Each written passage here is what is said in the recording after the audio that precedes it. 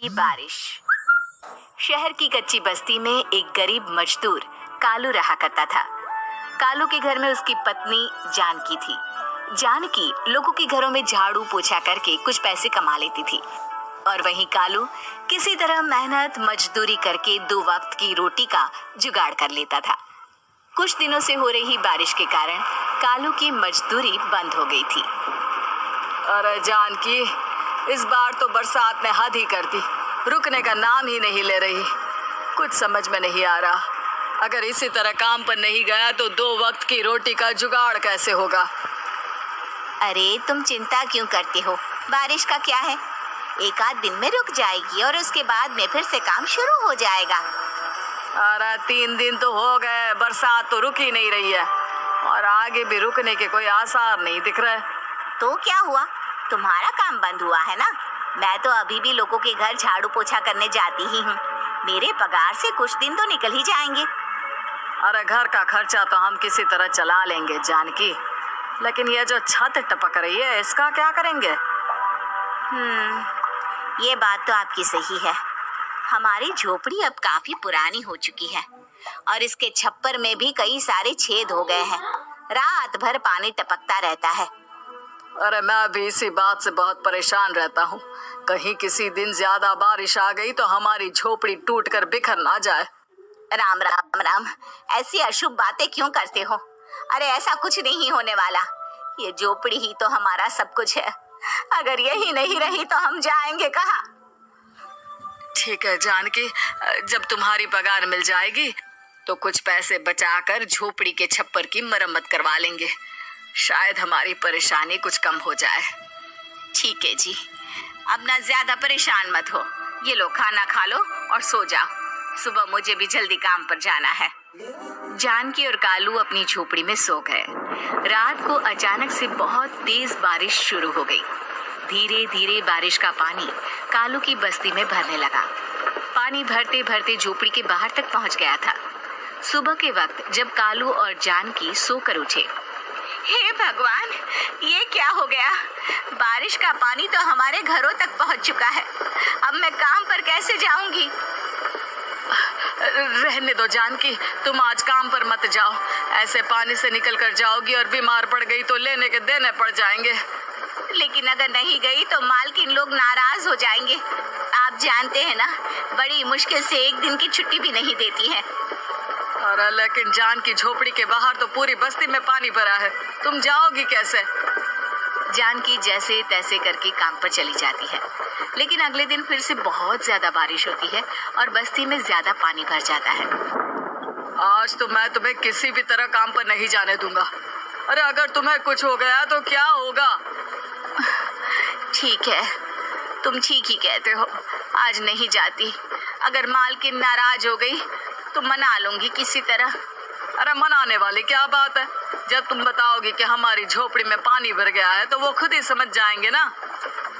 अगले 2 दिन तक तेज बारिश होने की वजह से जानकी, कालू और आसपास की बस्ती में रहने वाले सभी लोगों के घरों में पानी भर जाता है, जिसकी वजह से जानकी काम पर नहीं जा पाती। और 3 दिन के बाद जैसे ही जानकी काम पर पहुंचती है, कहाँ थी तुम? पिछले 3 दिनों से काम पर क्यों नहीं आई? मेम साहब क्या बताऊं, इतनी ज्यादा बारिश हो रही थी, हमारी पूरी बस्ती में पानी भर गया है और उससे भी ज्यादा तो मेरी झोपड़ी के अंदर पानी भर गया। आप ही बताइए कैसे आती मैं? इसका मतलब ये हुआ कि बारिश होगी तो तुम काम पर नहीं आओगी? ना ना, मेरे कहने का ये मतलब नहीं था मेम साहब। तुम जानती भी हो 3 दिन से कितनी परेशानी हो रही है मुझे। सारा काम मुझे खुद करना पड़ा। माफ कर दीजिए मालकिन जी, पर मैं क्या करती, आने के लिए रास्ता ही नहीं था, सब जगह पानी भरा हुआ था। बहाने तो तुझे बहुत बनाने आते हैं। जानकी देख, अगर अगली बार ऐसा किया ना तो फिर काम से हमेशा के लिए छुट्टी। अरे ना ना मालकिन, ऐसा मत कीजिए। बारिश की वजह से मेरे पति की मजदूरी भी छूट गई है। बड़ी मुश्किल से घर में 2 वक्त खाने की रोटी का जुगाड़ हो पाता है। आप मुझे काम से निकाल देंगे तो हम क्या खाएंगे? अगर इतनी ही चिंता है तो फिर रोजाना काम पर आया करो। चलो अब जल्दी से जाकर घर का सारा काम करो। बारिश रुकने का नाम ही नहीं ले रही थी। पूरे शहर में बाढ़ जैसे हालात बन गए थे, लेकिन नौकरी जाने के डर से जानकी किसी तरह रोज काम पर जाती थी। एक दिन जब जानकी काम करके अपने घर लौट आई तो अचानक उसकी बस्ती में कुछ लोगों का शोर सुनाई दिया। अरे लगता है बाहर कुछ हुआ है, मैं जाकर देखता हूँ। हाँ हाँ, पता तो कीजिए, ये बस्ती में लोग इतना शोर क्यों कर रहे हैं? बाहर जाकर कालू ने एक आदमी से पूछा। अरे क्या हुआ भाई, इतना शोर क्यों मचा रहा है? अरे क्या बताए भैया, अपनी बस्ती के बाहर एक पुल टूट गया है और वहाँ पर एक कार फंसी है। थोड़ी देर में अगर किसी ने नहीं बचाया ना तो वो कार पानी में बह जाएगी। हाँ? ये क्या कह रहे हो भैया, कार के अंदर कोई है क्या? हाँ, कोई औरत बैठी है अकेली है, बहुत रो रही है बेचारी, मदद के लिए बुला रही है। अरे तो हमें जाकर उनकी मदद करनी चाहिए ना। अरे लेकिन इसमें बहुत खतरा है, हमें अपने आप को बचाना चाहिए। पानी कभी भी हमारी बस्ती की तरफ आ सकता है। अरे तुम्हें नहीं चलना तो मत चलो, लेकिन मैं तो जाकर उस औरत की मदद जरूर करूंगा। कालू उस जगह पर पहुंचता है जहां वो औरत कार में फंसी हुई थी।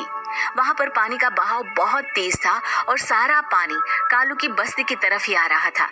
कालू ने एक बड़ी सी रस्सी को पेड़ से बांध दिया और दूसरे सिरे को कार की तरफ फेंक दिया और उस औरत को रस्सी के सहारे बाहर आने के लिए कहा। तभी वहां जानकी भी दौड़ती हुई आई। अरे ये तो मेरी मालकिन है, जिनके यहाँ मैं काम करने जाती हूँ। अरे मैडम जी, आप डरिएगा मत, आपको कुछ नहीं होगा। आपकी गाड़ी को भी मैंने रस्सी से बांध दिया है। थोड़ी देर में पानी का बहाव कम हो जाएगा, फिर हम आपकी कार को भी बाहर निकाल लेंगे। क्या तुम जानकी के पति हो?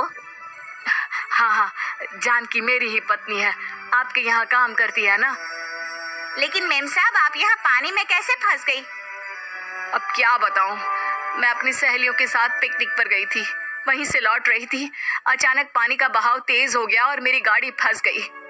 अरे कोई बात नहीं मालकिन, अब ना आप बिल्कुल सुरक्षित हैं। मैं तो बहुत बुरी तरह डर गई थी, कब से मदद के लिए चिल्ला रही थी, लेकिन कोई मेरी मदद के लिए नहीं आया।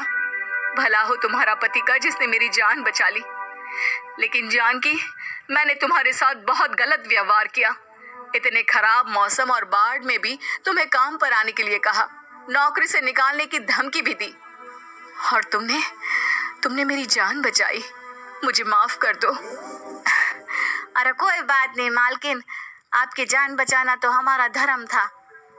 देखो जानकी, तुम्हारी झोपड़ी में जो भी नुकसान हुआ है उसके लिए मैं तुम्हें पैसे दूंगी।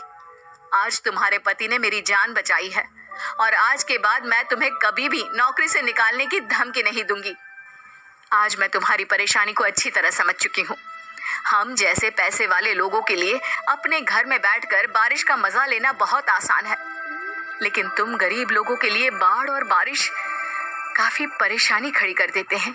ये बात मुझे आज अच्छी तरह समझ आ गई है। आपका बहुत बहुत धन्यवाद मालकिन।